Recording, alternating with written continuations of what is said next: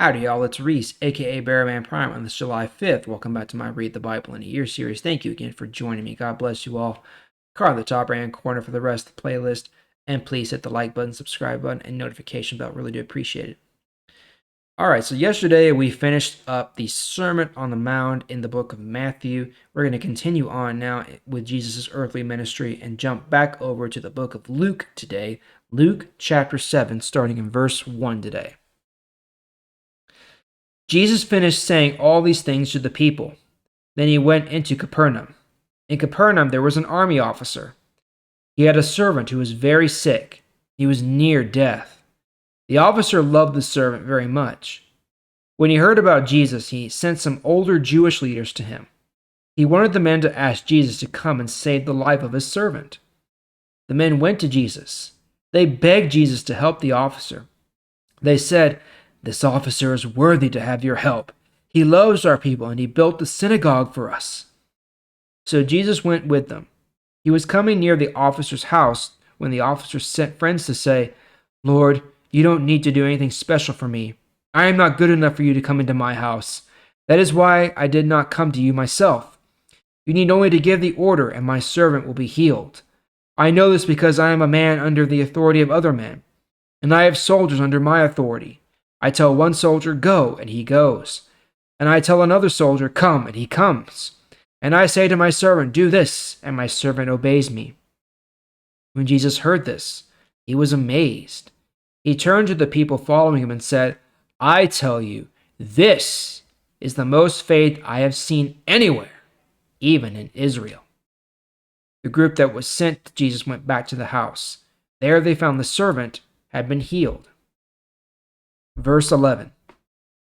The next day, Jesus and his followers went to a town called Nain.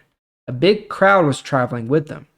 When Jesus came near the town gate, he saw some people carrying a dead body. It was the only son of a woman who was a widow. Walking with her were many other people from the town. When the Lord saw the woman, he felt very sorry for her and said, "Don't cry." He walked to the open coffin and touched it. The men who were carrying the coffin stopped. Jesus spoke to the dead son. "Young man, I tell you, get up." Then the boy sat up and began to talk, and Jesus gave him back to his mother. Everyone was filled with fear. They began praising God and said, "A great prophet is here with us, and God is taking care of his people."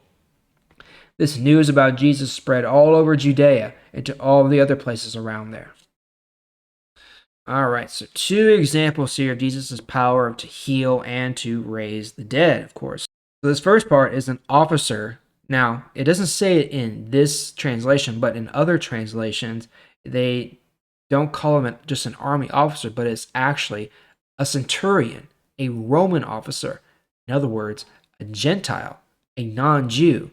And he hears about Jesus and the power that he has to heal. Now, he's not necessarily believing in God right away. He just knows that Jesus is a prophet. He's a powerful person. He has the power to heal. And so he is asking for Jesus to come and heal this servant that he loves very dearly.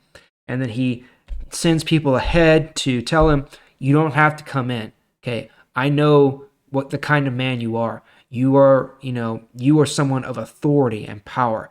I'm in a similar position where, I answer to people above me, and then I have people below me who answer to me. I give orders, they follow them. I tell them to go this way, they go that way, etc., etc." And Jesus is amazed by the faith that this Roman centurion, this Gentile, non-Jewish believer, has for who he is. Now, he doesn't know exactly who he is. He doesn't know God directly, but still, Jesus says that is more faith than he has ever seen in his time in Israel so far. And he heals the servant that way. So even though Jesus is still dealing primarily with the nation of Israel right now, there are still those little pockets of Gentiles that, come up and surprise you sometimes. And this is one of them. And then we see the second part where Jesus brings the young boy back to life after he has passed away. And everyone was filled with fear.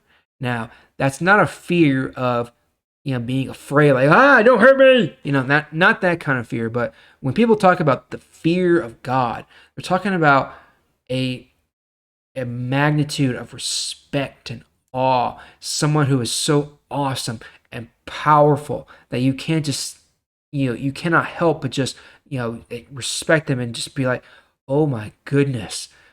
You just have to worship them and love them and fear them for what they are. Okay.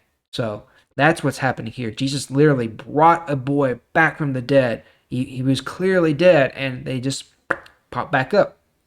So, anyway, that's all for today. We'll pick it up there tomorrow. Thank you again for joining me. I sure do appreciate it. I'll see y'all tomorrow.